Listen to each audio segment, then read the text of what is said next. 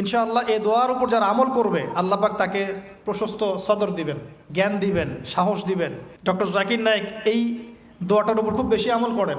আপনারা কি দেখেছেন না লেকচারে? এই দোয়াটার ব্যাপক ফজিলত আছে। তো মুসা আলাইহিস সালাম বলছেন, আল্লাহ আমার এই সমস্যা, আল্লাহ বলছেন এই দোয়া করো, রব্বিশ রহলি সদরি। আমরা কি দোয়া করবো তাহলে? রব্বিশ রহলি সদরি, আল্লাহ আমার এই কলিজাটা বড় করে দাও। মানে আমার কলিজা বড় করো মানে কি? সাহস বাড়িয়ে দাও। দিনের দাওয়াত দেওয়ার জন্য কি লাগে? সাহস। আমার সাহস বাড়িয়ে দাও। একজন আলেম বলেছিলেন তিনটা জিনিস লাগে, জ্ঞান, সাহস, ধৈর্য। দিনের দাওয়াত দিতে এবং দিন বিজয় করতে তিনটা জিনিস লাগবে, জ্ঞান, সাহস, ধৈর্য। হে আল্লাহ আমার বক্ষকে প্রশস্ত করো, ওয়াসসিরলি আমরি, আমার কাজকে সহজ করে দাও। আমার কাজ সহজ নয়, কাজটা সহজ করে দাও। ওয়াহলুল উকদাতাম মিন লিসানি, আমার জড়তা আছে জিহ্বায় দূর করে দাও। ইয়াফকাহু কওলি, যাতে করে আমার কথা মানুষ বুঝতে পারে। ডক্টর জাকির নায়েক এই দোয়াটার উপর খুব বেশি আমল করেন। মুসা আলাইহিস সালামকে আল্লাহ পাক ফিরআউনের কাছে পাঠিয়েছেন। কোরআনের পাতায় পাতায় মুসা ফিরআউন, মুসা ফিরআউন, মুসা ফিরআউন। আল্লাহ পাকের কি অলৌকিকত্ব, মানে কি নিদর্শন! যেখানে আবু জেহেল সেখানেই মুহাম্মদ, যেখানেই আজার সেখানেই ইব্রাহিম, যেখানে ফিরআউন সেখানেই মুসা। তাহলে এই যুগেও যেখানেই যত বেশি করাপশন, যত বেশি অন্যায় অবিচার, সেখানে তত বড় মুমিনের জন্ম হবে ইনশাআল্লাহ।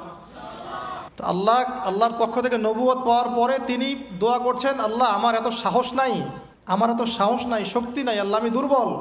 তার মধ্যে একজন মানুষ আমার এক থাপ্পড়ে মারা গেছে ওদের ওখানে। থাপ্পড়ে না, সরি, ঘুষি ফাওয়াকাসাহু ফাকাদা আলাইহি, এক ঘুষি দিয়েছেন।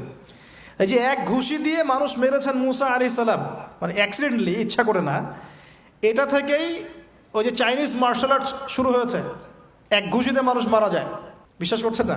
এই যে টেকনিক, এক ঘুষিতেও মানুষের মৃত্যু হতে পারে, এমন স্পট আছে মানুষের দেহে। এখান থেকে শিল্প গড়ে উঠেছে মার্শাল আর্টস।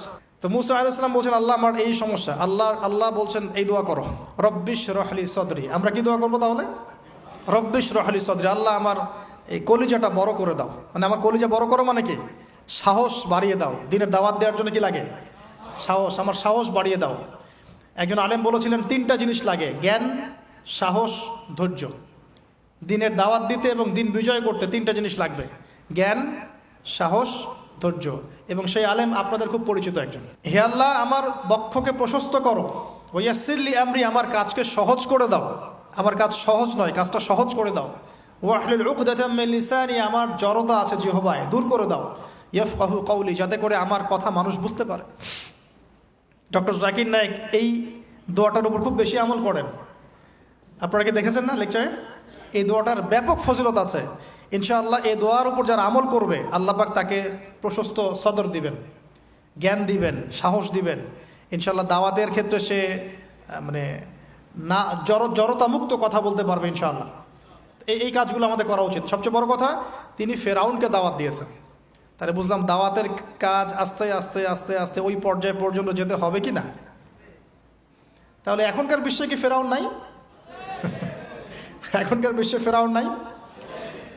অল্প কিছু জায়গা বাদ দিয়ে ম্যাক্সিমামই তো ফেরাউন।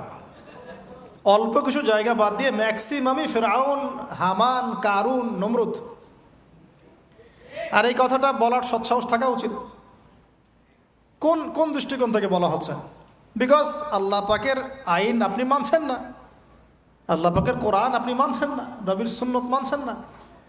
আপনার সাথে আমার কোনো কনফ্লিক্ট নাই, কিন্তু দাওয়াত তো শুনতে হবে। লা ইলাহা ইল্লাল্লাহর অর্থ কি? লা ইলাহা ইল্লাল্লাহ মানে লা মা'বুদান ইল্লাল্লাহ, আল্লাহ পাক ছাড়া কোনো হক মা'বুদ নাই।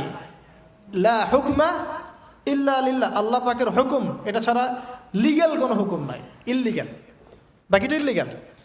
তো আমাদেরও দাওয়াত আস্তে আস্তে আস্তে আস্তে ওই পর্যায় পর্যন্ত যাওয়ার তৌফিক আল্লাহ পাক দান করুন। আমি এটা শিক্ষা সর্বশেষ শেষ করে দিই, লাস্ট সর্বশেষ। এই যে কোরআনের পাতায় পাতায় এরকম কিন্তু অনেক, প্রায় 25 জন মহামানব পাবেন আপনি।